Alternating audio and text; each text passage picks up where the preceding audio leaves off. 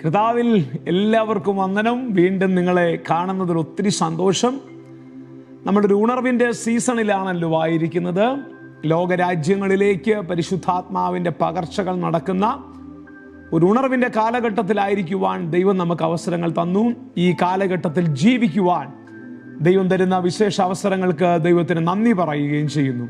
ഒത്തിരി പേർ എന്നോട് ചോദിക്കാറുണ്ട്, പരിശുദ്ധാത്മാവിൻ്റെ കൂടെ എങ്ങനെ നടക്കാൻ പറ്റും, എങ്ങനെയാണ് ഉണർവുകൾ സംഭവിക്കുന്നത് എന്ന് ഒരുപാട് പേർ ചോദിക്കാറുണ്ട്. ഒരു മനുഷ്യൻ ചെന്നാൽ ഉണർവ് നടക്കത്തില്ല എന്ന് നിങ്ങൾ ആദ്യമേ തിരിച്ചറിയണം. ഒരു വ്യക്തി വരുന്നതിൻ്റെ പേരല്ല ഉണർവ് എന്ന് പറയുന്നത്. പരിശുദ്ധാത്മാവാകുന്ന ദൈവവും വരുന്നതിൻ്റെ പേരാണ് ഉണർവ് എന്ന് പറയുന്നത്. സത്യത്തിൽ നമ്മളുടെ എല്ലാം സഭകളിൽ പരിശുദ്ധാത്മാവിൻ്റെ ചലനങ്ങളും പരിശുദ്ധാത്മാവിൻ്റെ പകർച്ചകളും ഒക്കെ നടക്കുന്നുണ്ട്. പക്ഷേ നമുക്കത് തിരിച്ചറിയാൻ കഴിയാതെ പോകുന്നു എന്നുള്ളതാണ് നമ്മൾ ഈ ഉണർവുകളെ മിസ്സാക്കാനുള്ള കാരണം. യെരൂശലേം ദേവാലയത്തിനകത്ത് ഓസാന പെരുന്നാൾ നടക്കുന്നതിൻ്റെ മുമ്പിൽ കൂടെ യേശു കർത്താവ് പോകുന്നത് അവർ മിസ്സാക്കി കളഞ്ഞു. അവരകത്ത് പ്രതീക്ഷിക്കുന്നത് മശിഹയാണ്, പക്ഷേ ആ മശിഹ ഫ്രണ്ടിൽ കൂടെ പോകുന്നു എന്നുള്ള കാര്യം അവർ മിസ് ചെയ്ത് കളഞ്ഞു.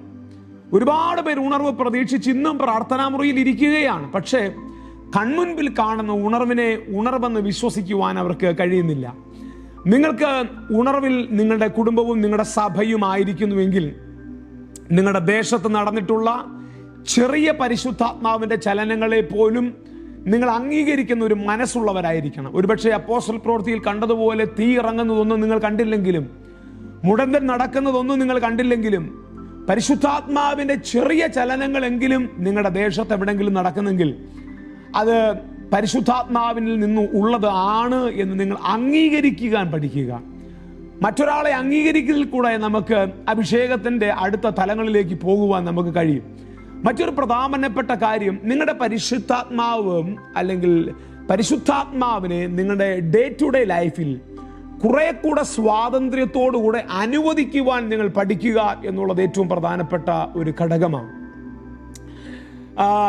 നമ്മുടെ ശുശ്രൂഷകളിൽ, പ്രത്യേകിച്ച് സഭായോഗങ്ങളിൽ, നമ്മുടെ ശുശ്രൂഷയുടെ പ്രാരംഭ സമയം മുതൽ, പ്രാർത്ഥിച്ചു തുടങ്ങുന്ന സമയം മുതൽ പ്രാർത്ഥിച്ച് അവസാനിപ്പിക്കുന്ന സമയം വരെ അങ്ങനെ ഒരു സാഹചര്യം ഉണ്ടാകത്തില്ല. ഞാൻ ഈ പറയുന്ന കാര്യം നിങ്ങൾ ശ്രദ്ധിക്കുകയാണെങ്കിൽ പ്രാർത്ഥിച്ച് തുടങ്ങാൻ പറ്റും, പക്ഷെ പ്രാർത്ഥിച്ച് അവസാനിപ്പിക്കാൻ ഒരു പക്ഷേ നിങ്ങൾക്ക് കഴിഞ്ഞു എന്ന് വരത്തില്ല. കാരണം പരിശുദ്ധാത്മാവിന് നിങ്ങൾ പാട്ടുപാടിയാലും പ്രാർത്ഥിച്ചാലും പ്രസംഗിച്ചാലും നിങ്ങൾ സ്റ്റേജിൽ എന്ത് ചെയ്താലും, ശുശ്രൂഷകന്മാരാണ് ഞാൻ പറയുന്നത്, നിങ്ങൾ പരിശുദ്ധാത്മാവിനൊരു സ്പേസ് അവിടെ കൊടുക്കുക, പരിശുദ്ധാത്മാവിനൊരു റൂം നിങ്ങളുടെ പുൽപിറ്റിൽ ക്രിയേറ്റ് ചെയ്തിടുക എന്നുള്ളത് ഏറ്റവും പ്രധാനപ്പെട്ട കാര്യമാണ്. ഇപ്പോൾ നിങ്ങളുടെ വീട്ടിലൊരു ഗസ്റ്റ് ഉണ്ടെന്നിരിക്കട്ടെ, നിങ്ങളുടെ വീട്ടിലൊരു ഗസ്റ്റ് ഉണ്ട് എങ്കിൽ നിങ്ങൾ നിങ്ങളുടെ കുഞ്ഞുങ്ങളോട് സ്വാഭാവികമായിട്ട് പറയാറുള്ള ഒരു കാര്യമുണ്ട്, മിണ്ടാതിരിക്കുക, ബഹളം വയ്ക്കാതിരിക്കുക, വീട്ടിൽ ഗസ്റ്റ് ഉണ്ടെന്ന് പറയാറുണ്ട്. എന്ന് പറയുന്ന പോലെ നിങ്ങളുടെ സഭായോഗങ്ങളിൽ പാട്ടുപാടുമ്പോൾ, പ്രസംഗിക്കുമ്പോൾ, നിങ്ങൾ പ്രാർത്ഥിക്കുമ്പോൾ, നിങ്ങൾ എന്ത് ചെയ്താലും നിങ്ങളുടെ ചർച്ചിനകത്ത് ഒരു ഇൻവിസിബിൾ ആയ ഒരാൾ നിൽപ്പുണ്ട്, നിങ്ങൾക്ക് കാണാൻ കഴിയാത്ത ഒരാൾ അവിടെ ഉണ്ട് എന്ന് മനസ്സിലാക്കി ആ ആളിനൊരു റൂം കൊടുത്തിട്ട് ആ ആളിൽ നിന്നും നിങ്ങൾ ശ്രദ്ധിക്കുവാൻ പഠിക്കുക. പാട്ടുപാടുമ്പോൾ പരിശുദ്ധാത്മാവിൻ്റെ മൂവുകൾ ശ്രദ്ധിക്കുക, പ്രസംഗിക്കുമ്പോൾ പരിശുദ്ധാത്മാവിൻ്റെ ചലനങ്ങൾ ശ്രദ്ധിക്കുക, പാട്ടുപാടുമ്പോൾ പരിശുദ്ധാത്മാവിൻ്റെ ചലനങ്ങൾ ശ്രദ്ധിക്കുക.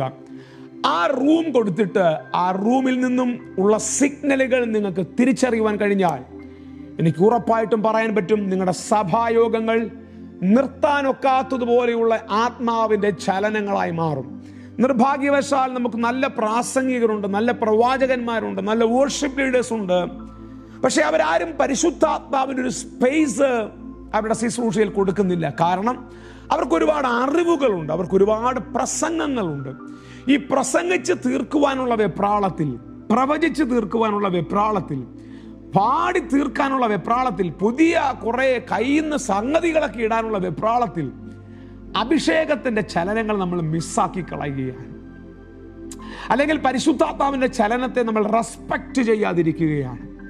നമ്മുടെയൊക്കെ സഭകൾ ഇതെല്ലാം സംഭവിക്കുന്നുണ്ട്, പക്ഷേ അവിടെ ആ സ്പേസ് കൊടുക്കാൻ നമുക്ക് പറ്റുന്നില്ല. അതല്ലെങ്കിൽ നമ്മുടെ അടുത്ത പ്രോഗ്രാമുകളിലേക്ക് നമുക്ക് പോകേണ്ടുള്ളത് കൊണ്ട് നമ്മളെല്ലാത്തിനെയും പിടിച്ചു വെക്കുകയാണ്. നിങ്ങൾ പരിശുദ്ധാത്മാവിനെ നിയന്ത്രിക്കുവാൻ തുടങ്ങിയാൽ നിങ്ങളുടെ സഭായോഗങ്ങളിൽ ഒരിക്കലും ഒരു ഉണർവുണ്ടാകത്തില്ല. ഉണർവ് ആഗ്രഹിക്കുന്നയാളാണെങ്കിൽ നിങ്ങൾ പരിശുദ്ധാത്മാവിനെ നിങ്ങളുടെ സഭായോഗങ്ങളിൽ നിയന്ത്രിക്കാതിരിക്കുക.